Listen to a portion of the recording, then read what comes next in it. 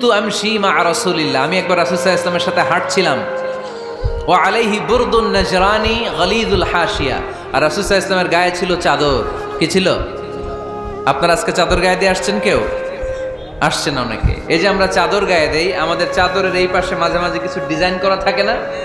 Najran দেশ থেকে নিয়ে আসা বিশ্বনবীর ওই চাদরের এইখানে খসখসে ডিজাইন ছিল। তো আল্লাহ রাসূল যখন চাদর গায়ে দেয়া, ওই বেদুইন যখন চাদর টান দিয়েছে, ওই খসখসে ডিজাইন আল্লাহ রাসূল সাল্লাল্লাহু আলাইহি ওয়াসাল্লামের ঘাড়ের চামড়া ছিঁড়ে ফেলেছে। আসছিল ভিক্ষা করতে, বেদুইন আসছে কি করতে? ভিক্ষা চাওয়ার স্টাইল দেখেন, ভিক্ষা চাওয়ার স্টাইল দেখছেন?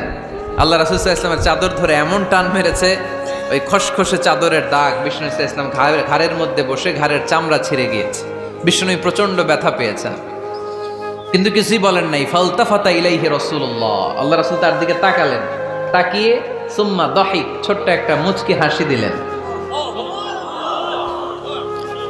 মুচকি হাসি দিলেন। ভিক্ষা করতে আসছে, চাদর ধরে টান মেরা ঘাড়ের চামড়া ছিঁড়ে ফেলছে, আর বলতে শুরু করছে, ইয়া মুহাম্মদ মুরলি মিন মালিল্লাহ, আল্লাহর যে সম্পদ আছে বাইতুল মালের সম্পদ থেকে আমার কিছু দাও, আমার কিছু নাই। আল্লাহ রাসূল সাল্লাল্লাহু আলাইহি ওয়াসাল্লাম ফাদাহিক, একটা মুচকি হাসি দিলেন, দিয়ে সে যা চেয়েছে তার হাতে সেটা উঠিয়ে দিলেন। চিল্লায় পড়েন সুবহান। তার মানে